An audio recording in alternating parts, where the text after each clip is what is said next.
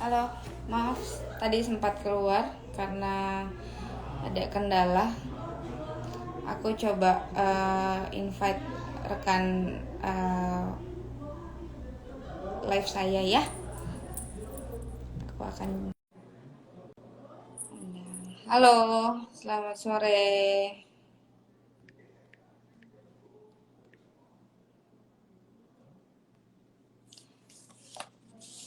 Aku coba untuk invite Pak Alwi.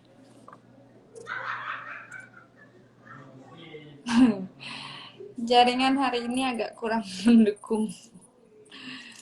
Maaf ya. Aku coba invite dulu. Halo, Ada Pak Alwi di sana. Halo Pak Alwi. halo, selamat sore, Nova. Iya, Bapak jaringannya agak kurang bersahabat hari ini sepertinya, Pak.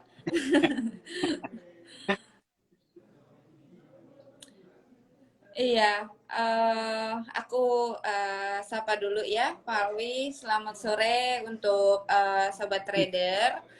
Berjumpa kembali lagi bersama saya, Nova, di acara Market Talk. Dan sore hari ini saya kembali, ini hari Jumat ya Pak Alwi, jadi saya ditemani oleh Pak Alwi Assegaf yang menjabat menjabat sebagai research analyst GK Invest. Dan seperti biasa nih Pak Alwi, kita coba akan membahas kejadian di pasar sepanjang minggu ini. Bukan pasar sih Pak, market ya. Nanti kalau kita bahas masalah pasar, ada yang tanya harga cabai, bingung kita Pak. Lagi jengkol ya. Iya. Sore ini aku coba membahas untuk Wall Street anjlok di tengah prospek pengetatan moneter The Fed ya Pak Alwi. Iya, Iya, sebelumnya Pak Alwi gimana kabarnya untuk hari ini Pak? Alhamdulillah sehat, Nova. Nova sendiri gimana? Aku Kelihatannya cerah sehat, nih. selalu semangat Pak. Ya, Pak Alwi, kalau kita bisa lihat untuk pergerakan pasar di minggu ini itu kan cukup fluktuatif ya Pak ya, dan ada pergerakan yang menarik untuk bursa Wall Street, di mana ada tiga indeks ya Pak. Mereka itu ada Dow Jones, S&P, Nasdaq itu dilanda aksi jual, Pak Alwi. Memang apa yang terjadi sih, Pak?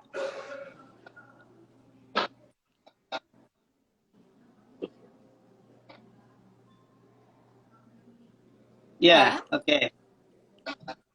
Oke, memang Pak kalau Alwi kita bisa dengar lihat, Nova, Pak? ya bisa. Iya. Oke, oke, memang aksi jual di Wall Street ya dalam beberapa minggu terakhir di cukup marak ya, dan terutama pada indeks Nasdaq ya, di mana indeks tersebut saat ini sudah anjlok ya 10,7%, yaitu dari rekor penutupan yang dicetak pada 19 November ya tahun lalu ya. Biasanya ketika indeks jatuh di 10% atau di lebih 10%, maka bisa dikatakan indeks tersebut sudah mengalami fase koreksi ya.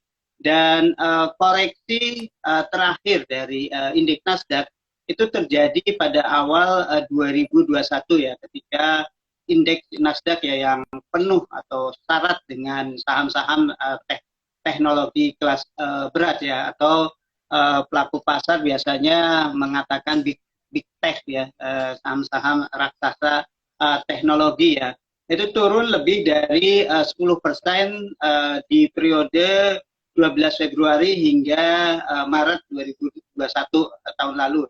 Jadi ini merupakan koreksi yang besar ya buat Nasdaq untuk keempat kalinya dalam 2 tahun ya sejak pandemi virus ini menggoncang pasar dunia.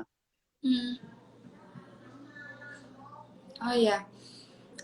Lalu Pak Alwi, sentimen apa aja nih Pak yang memberatkan kinerja Wall Street ini Pak? Ya bisa dikatakan nih untuk bursa saham Wall Street atau bursa saham Amerika ini ya memulai awal yang sulit ya di tahun 2022 ini ya karena tiba-tiba imbal hasil obligasi Amerika Serikat atau yang biasa yang dikira yield obligasi Amerika Serikat itu mengalami kenaikan ya. Dan selain itu juga ada kekhawatiran mengenai prospek pengetatan moneter the Fed yang lebih agresif ya. Dan ini sebagai respon dari pengetatan pengetatan moneter kebijakan the Fed itu imbal hasil obligasi Amerika Serikat mengalami kenaikan. Dan kondisi ini telah memukul saham-saham di sektor teknologi, kemudian saham-saham di sektor pertumbuhan ya. Dan yang seperti yang sudah kita ketahui bahwa the Fed itu akan mulai menaikkan suku bunganya di bulan Maret ya. Jadi pada pelaku pasar itu melihat adanya prospek kenaikan suku bunga the Fed di bulan Maret ya. Dan secara total itu ada 4 kali kenaikan ya pada tahun 2022 ini ya. Dan prospek tersebut atau prospek pengetatan kebijakan moneter the Fed ini tercermin dari kenaikan imbal hasil obligasi Amerika Serikat ya, di mana untuk tenor 10 tahun imbal hasil tersebut sudah naik ke level tertinggi dalam 2 tahun terakhir ya, yaitu di level 1,9% ya untuk obligasi Amerika Serikat tenor 10 tahun. Dan kenaikan yield obligasi ini telah memukul saham khususnya di saham teknologi ya, atau sektor teknologi ini merupakan bobot terbesar dari indeks Nasdaq.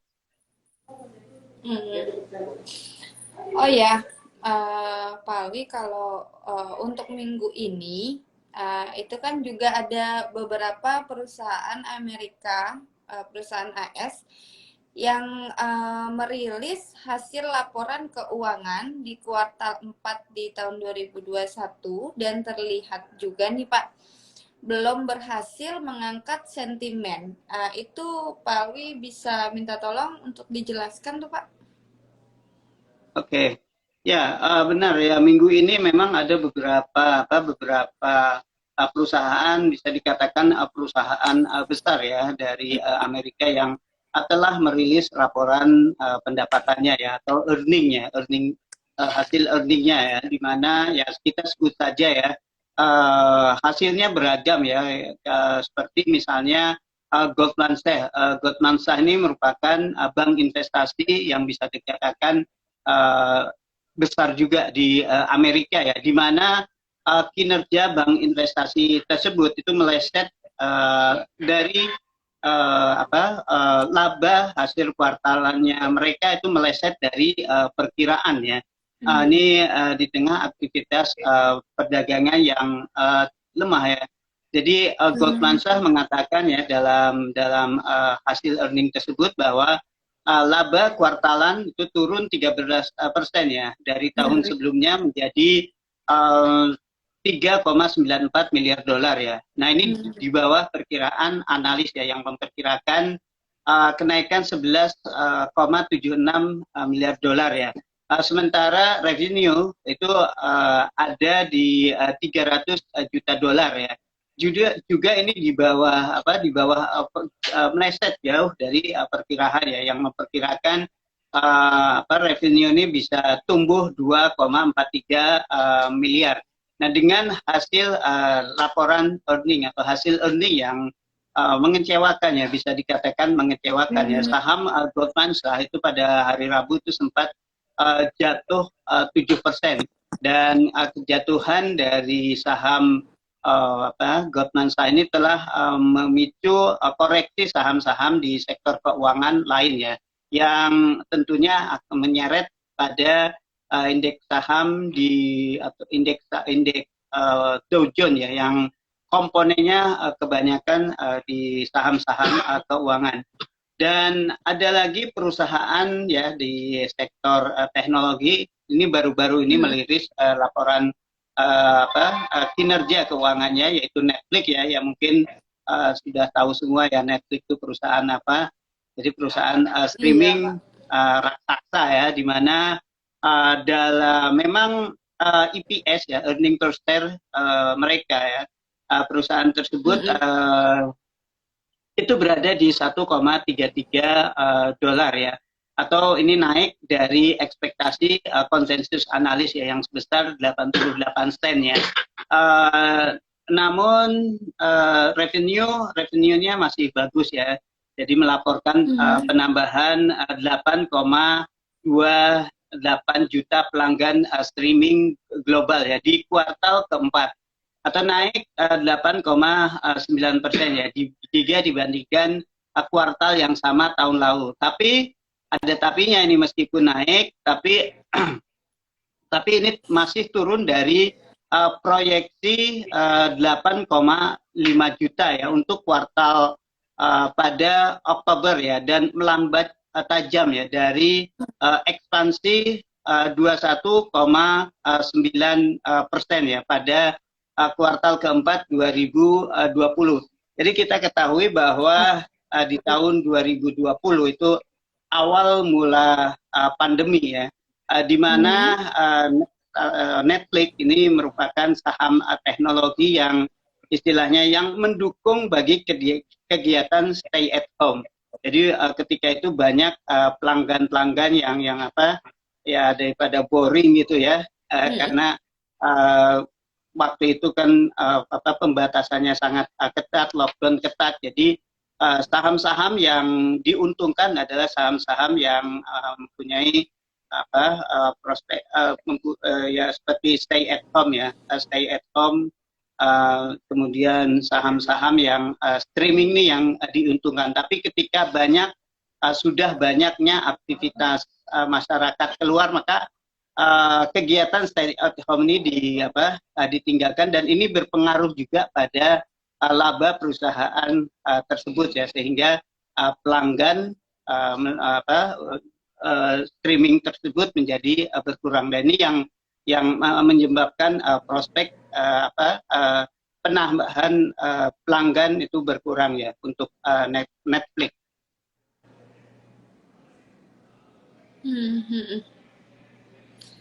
Ya, Pak Alwi, lalu seperti apa nih Pak kondisi 3 indeks tersebut yang tadi Nova sempat sebut, setelah koreksi yang terjadi di minggu ini, trennya itu masih bullish atau memang mulai bergerak bearish Pak?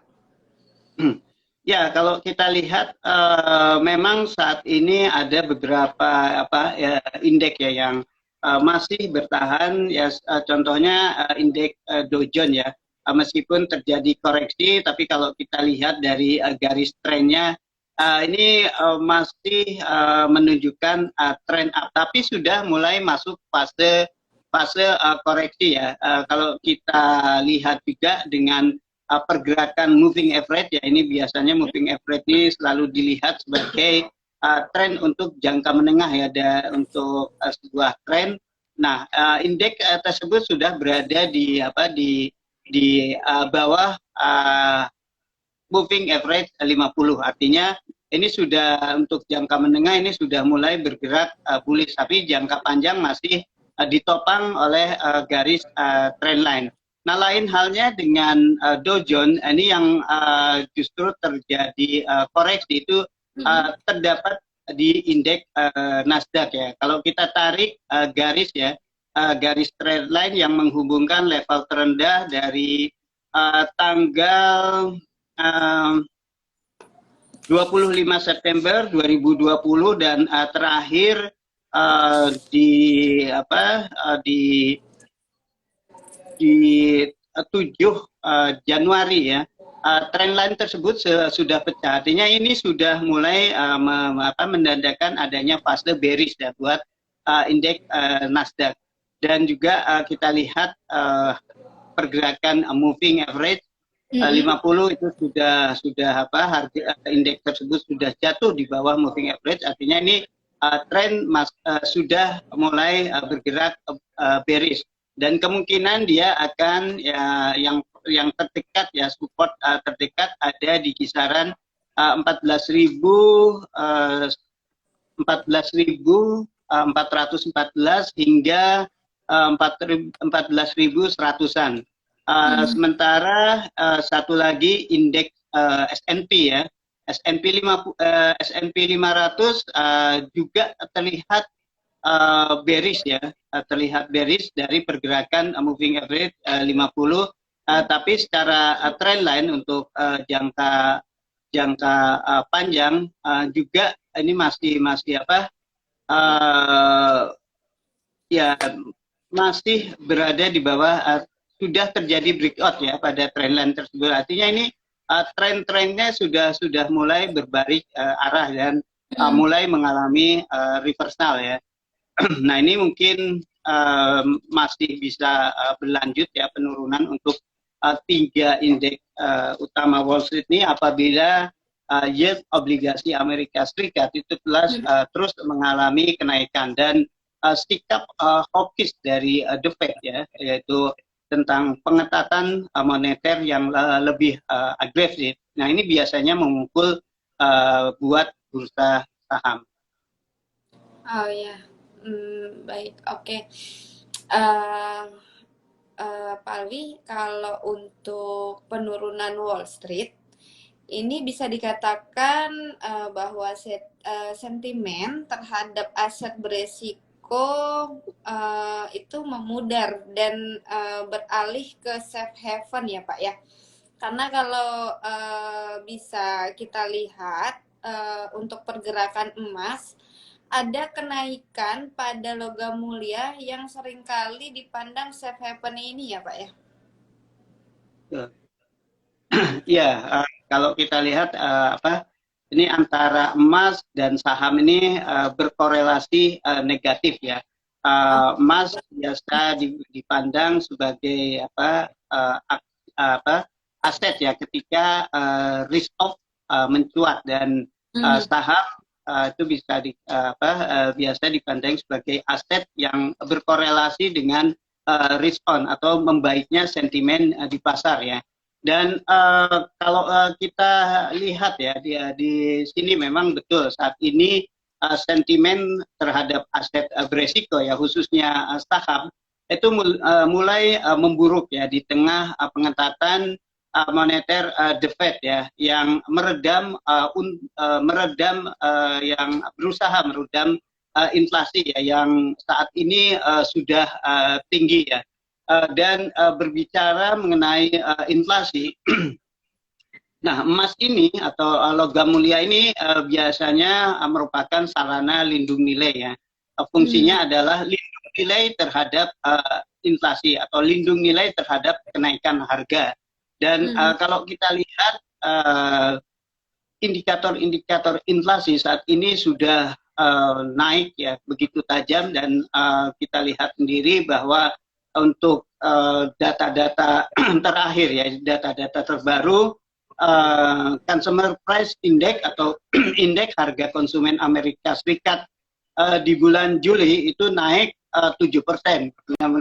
Ini merupakan kenaikan tertinggi dalam 40 tahun terakhir. Dan tidak hanya saja di Amerika Serikat, juga inflasi tinggi itu juga terjadi di negara-negara besar ya. Contohnya Inggris ya yang minggu ini juga merilis data inflasi di mana inflasi Inggris sudah naik ke 5,4% yang ditunjukkan dengan tadi angka CPI. Kemudian CPI zona euro juga angka inflasi zona euro juga mengalami kenaikan yang menjadi 5%. Dan kalau kita lihat rata-rata kenaikan ya dari inflasi tersebut itu berada di atas target Bank Sentral, yaitu 2%.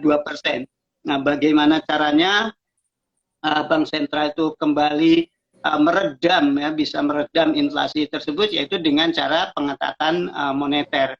Nah, ketika terjadi pengetatan moneter, maka ini bisa kenaikan suku bunga ya, biasanya ditandai dengan kenaikan suku bunga yang sebelumnya diakhiri dulu program pembelian aset ya. Jadi bursa saham yang tahun 2020 itu digenjot oleh stimulus ya, dan naiknya yang naik tajam juga oleh stimulus tersebut. Nah, saat ini stimulus tersebut ditarik. Jadi sepertinya pasar kehilangan likuiditas ya, kehilangan kekurangan likuiditas, dan ini yang menjadi sentimen yang memperberat buat bursa saham. Itu Nova.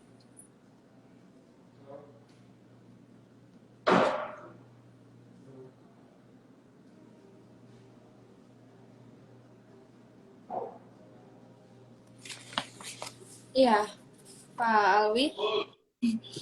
Ada gangguan kayaknya jaringannya. Baik, Pak Alwi, maksudku selain inflasi, ada faktor lain yang mendorong emas sehingga bisa naik menembus level psikologinya di 1.800-an itu ya, Pak?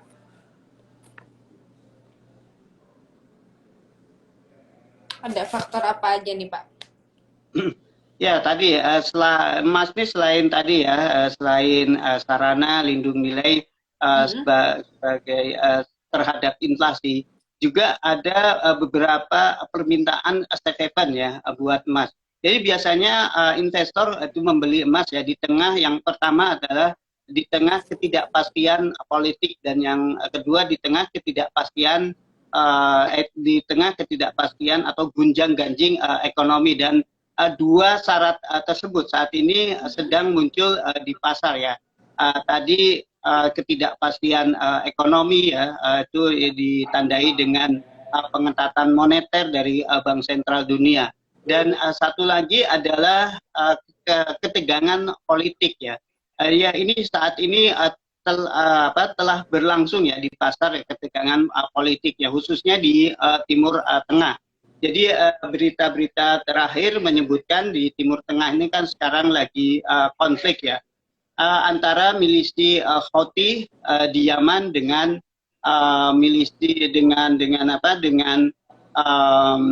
milisi Saudi Arabia ya.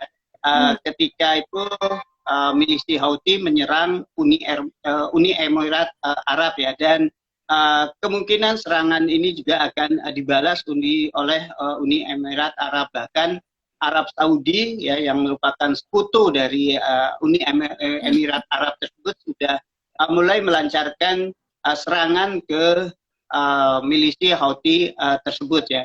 Nah, ini sehingga menimbulkan gejolak atau ketidakpastian atau ketegangan geopolitik di kawasan Timur Tengah. Nah, yang selain di Timur Tengah, jadi ketegangan politik juga muncul di Eropa Timur. Nah, saat ini masih klasik sebetulnya ini konfliknya, yaitu antara Rusia dan Ukraina ya. Dan ini terakhir itu Rusia melakukan latihan perang ya di kawasan Belarusia. Dan banyak beberapa kalangan yang melihat bahwa latihan perang tersebut nantinya ditujukan ya untuk menyerang negara tetangganya tersebut, yaitu Ukraina. Jadi ini ketegangan politik ya, ini semakin mengangkat permintaan safe haven buat emas. Jadi tidak heran dalam setelah naik lebih dari 1% minggu lalu, emas juga saat ini sedang menuju kenaikan mingguan kedua ya. Dan kita lihat resisten emas terakhir di 1830 juga sudah berhasil ditembus, artinya tren emas minimal untuk jangka pendek ini sudah mulai bergerak naik. Oke. Ya, terakhir ya, nih Pak Wi. Kalau untuk minggu depan, ini kan ada FOMC meeting ya Pak. Menurut Ya. Pak Wi, kira-kira apa yang akan disampaikan nih Pak oleh The Fed? Ya, apa yang akan disampaikan The Fed itu tercermin dari perkiraan pasar ya. Jadi saat ini pasar itu sudah mempricing ataupun sudah memperhitungkan ya bahwa The Fed ya, meskipun dalam rapatnya di bulan Januari itu tidak ada perubahan kebijakan ya. The Fed masih tetap menahan suku bunga di kisaran 0,2%. Tapi kemungkinan The Fed akan menyatakan bahwa pihaknya bisa menaikkan suku bunga di bulan Maret ya, yang tentunya dengan terlebih dahulu mengakhiri program pembelian aset mereka atau biasa disebut tapering ya.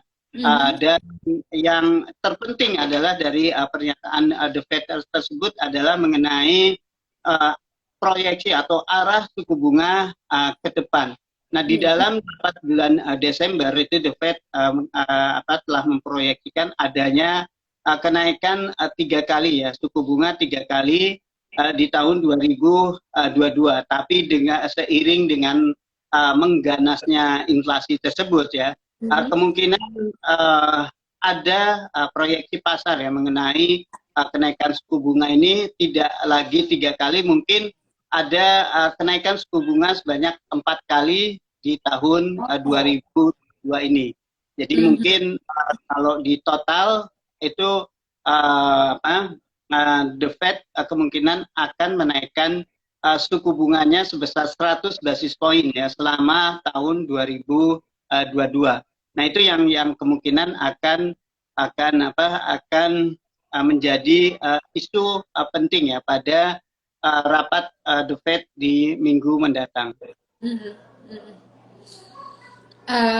Baik, Pak Alwi, Nova rasa cukup untuk pembahasan bincang-bincang kita mengenai market untuk seminggu ini ya Pak ya. Sampai ada kisi-kisi apa yang akan dibicarakan oleh The Fed. Okay. Ya, untuk sobat trader, jika ada yang mau bertanya boleh ditanyakan. Bisa ya Pak kita menjawab salah satu pertanyaan. Karena kita coba menjawab dulu. Aku coba cari pertanyaannya yang bisa kita bahas ya Pak ya. Di sini ada yang bertanya dari akun Lebon Kidi. Untuk peluang XAU malam ini bagaimana tuh Pak? Ya, kalau untuk XAU untuk peluang malam ini kemungkinan dia masih ya setelah kenaikan atau penembusan resisten 1830 yaitu kemungkinan itu akan jadi area supportnya ya, dan biasanya setelah penembusan itu bisa terjadi konsolidasi terlebih dahulu. Tapi kemungkinan saat ini kenaikan masih bisa terjadi ya, tapi kemungkinan masih akan tertahan di kisaran 1850. Jadi kemungkinan untuk sampai malam ini ya, range yang ditawarkan untuk pergerakan XAU USD ini berada di kisaran support 18.30 dan resistennya ada di 18.50. Tapi kalau untuk peluang ya karena kalau kita lihat trennya sudah bergerak bullish. Jadi ketika ada koreksi ke area 18.30 ya mungkin itu bisa bisa dimanfaatkan mungkin buat untuk buy on support ya. Oke, baik. Satu lagi boleh ya Pak? Oke. Dari sebentar tadi dari mana nih? Oh, dari akun Hayati. Kalau FOMC ada pengaruh untuk mata uang apa aja? Ya, kalau untuk FOMC ini pengaruhnya bukan terhadap mata uang ya, tapi pengaruhnya bisa secara umum atau luas ya. Ya, yang dilihat dari FOMC tersebut ya adalah sikap dari para pejabat The Fed ya. Nah ini saat ini pasar kan sudah mempricing atau sudah memperkirakan adanya kenaikan suku bunga. Nah, kenaikan suku bunga ini yang nantinya berpengaruh. Yang pertama mungkin ini bisa berpengaruh pada dolar ya, dan lawan-lawannya ya. Bisa saja kenaikan suku bunga ini menekan harga emas ya, karena ketika ada suku bunga yang lebih tinggi maka emas bisa ditinggalkan. Kenaikan suku bunga juga bisa memukul saham ya, karena biasanya ketika terjadi kenaikan suku bunga maka biaya itu akan menjadi lebih mahal. Tapi saham pun ini beragam ya, tidak semua saham. Sektor keuangan mungkin bisa diuntungkan ya oleh kenaikan suku bunga ya, karena ini bisa meningkatkan laba dari bank tersebut. Tapi yang terpenting bahwa kenaikan suku bunga ini sudah diperkirakan atau yang biasa disebut price in ya. Jadi kenaikan dolar ini kan sudah terlihat ya sejak awal Desember, bahkan di tahun lalu dolar itu sudah naik sebesar 6%. Artinya ini sudah diperhitungkan oleh kenaikannya. Jadi ketika diumumkan, jadi pasar sudah tidak kaget lagi. Artinya ketika The Fed mengumumkan kenaikan suku bunga, maka ini merupakan ada kemungkinan aksi yang disebut dengan buy on rumor ya, buying rumor, selling the fact gitu. Jadi loh kadang kan orang ini ya. Ini The Fed naikin suku bunga ya, tapi kok emasnya malah naik. Ini The Fed naikin suku bunga, tapi kok dolarnya malah turun. Ya. Nah itulah yang disebut price in. Pasar tuh sudah antisipasi duluan. Jadi pasar sudah bergerak sebelum pengumuman tersebut. Jadi ketika pengumuman diumumkan, maka yang terjadi adalah profit taking di dolar. Nah bisa saja nanti ketika FOMC tersebut diumumkan atau kenaikan suku bunga, saham-saham yang saat ini kan sudah terdepresiasi cukup tajam, bahkan indeks Nasdaq ini sudah jatuh 10%. Nah ini kemungkinan ada aksi bargain hunting atau memanfaatkan saham-saham murah ya, meskipun isunya adanya kenaikan suku bunga. Tapi ini sudah price in, artinya sudah difaktorkan ya. Jadi nggak heran lagi ketika pengumuman tersebut dolar malah turun. Oke, baik. Pak Wi, aku coba jawab dulu. Ini dari akun Dendi Aditya, tanya kita cabang mana? Kita di Jakarta ya Pak Wi ya. Kita GK Invest di Jakarta, dan untuk cara dan syarat gabung di GK Invest bisa nanti lewat DM, ada admin yang akan membantu menjelaskan dan mengarahkan untuk cara join di GK Invest. Begitu ya Pak Alwi? Iya, betul. Iya. Jadi nanti Pak Dendi Aditya bisa boleh lanjut ke DM di Instagram. Dan baik, kalau semua kita sudah bahas di hari Jumat ini ya Pak Alwi. Demikian pembicaraan saya, Nova, dengan Pak Alwi Segaf sebagai Research Analyst GK Invest. Semoga bermanfaat dan jangan lupa saya ingatkan untuk sering-sering like, subscribe akun GK Invest yang resmi, jangan yang buat Abal-abal. oknum ya Pak ya. Jangan yang Iya. KW-KW, karena banyak penipuan-penipuan yang mengatasnamakan GK Invest. Jadi waspada, lebih smart ya Pak ya, lebih Iya. teliti untuk